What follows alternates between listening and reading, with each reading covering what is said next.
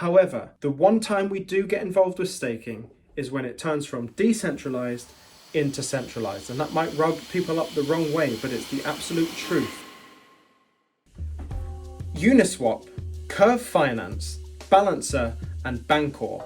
What do they all have in common? Well, all of those ones I just listed are called AMMs. AMMs stands for Automated Market Makers. And these are decentralized platforms that allow people to trade cryptocurrencies. And they do all of that without needing a counterparty. And counterparties in this instance being a financial institution or other individuals. And these platforms handle billions of dollars of transactions every single day. So there must be a way to take a slice of the pie from all of those and earn a little bit of passive income from AMMs. So one way you can earn some passive income from an AMM is to provide liquidity. Providing liquidity, for anyone new here, means basically giving money. Money is liquidity, like cash is liquidity. So if you can give $10,000, for example, that's a made up number, but give $10,000 to an AMM, they can use that $10,000 to be able to help move the transactions from other people's transactions around quicker. That means the whole system is more fluid. Look at that illustration.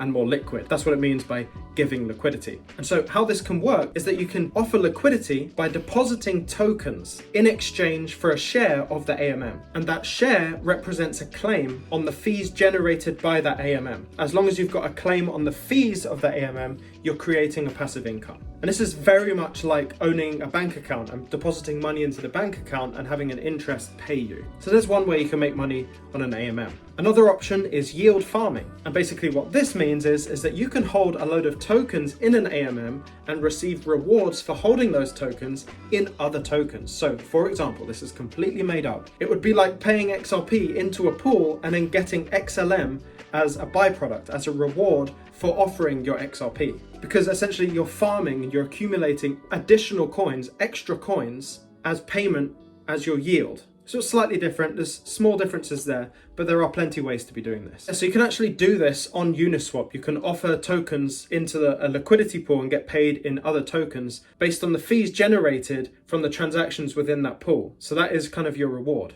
And finally, the last way to make passive income using an AMM is that word we love so much on this channel, and that is staking. And this involves holding a certain amount of tokens in an exchange, generating an interest yield. Between those three things, there's actually very small nuances. So the idea is basically the wider concept for making money on an AMM is offering up tokens, providing liquidity to the system in order to get an interest yield back. Now we have to remember clearly that staking using DeFi protocols and like Uniswap, for example, this is just really risky stuff. And I've been saying for a little while now, since learning about regulation and the way banks operate and what banks will be doing in the future to be able to allow us to create an interest yield off our own assets, which they're already doing, by the way. They're already ready for that. We're just waiting for them to do it with XRP. Staking on DeFi platforms is not the way to go. So my personal stance on this, you can obviously manage your own risk tolerance and what you want to do with your money. I don't care what you do. I'm just saying,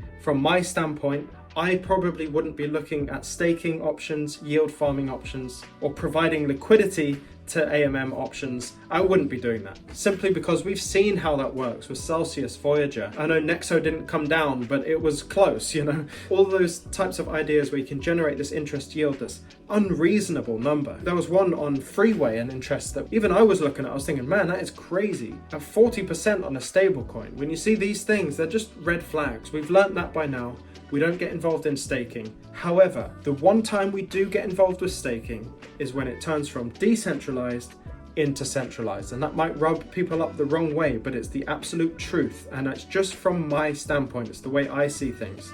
As soon as banks get clarity, regulation, insurance on crypto assets, you know exactly where I'm going to go and what I'm going to do. The alternative to that, if I don't go down the insured and regulated route, the alternative to that is to go somewhere like Flare, where even though it is decentralized, it is riskless. And the idea of riskless staking, where basically the funds that are generating the interest yield remain on your cold storage wallet and you can always retrieve them at any time, you simply get rewards on the other side without risking losing all of your assets. A riskless system like that is also massively appealing if I also want to have custody of my own assets. So it depends on which side that you lie. I don't think The AMMs, or decentralized finance situations where you can earn passive income, I don't believe that's the way to go.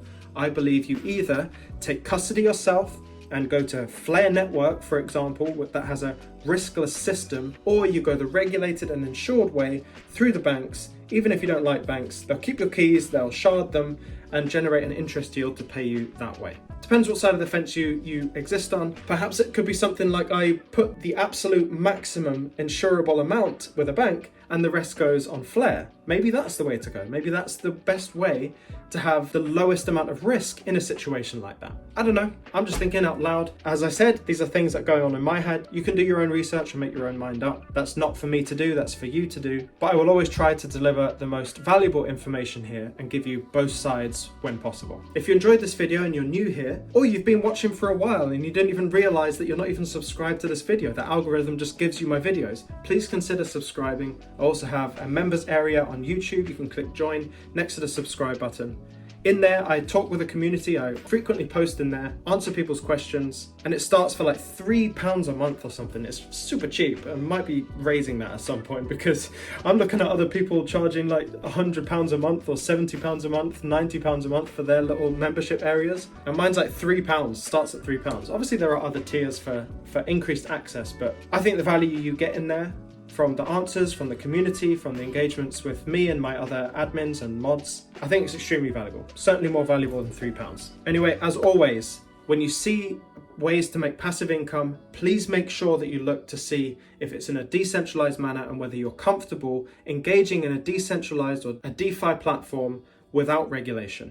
If you're comfortable with that and you understand that your funds could be completely lost if the company goes down, then these are the ways to do it. These are the 3 ways that you can do it. They're all basically similar, but understand my stance on this is not to go through DeFi. Stay emotionless out there, everyone. I'll see you in the next one.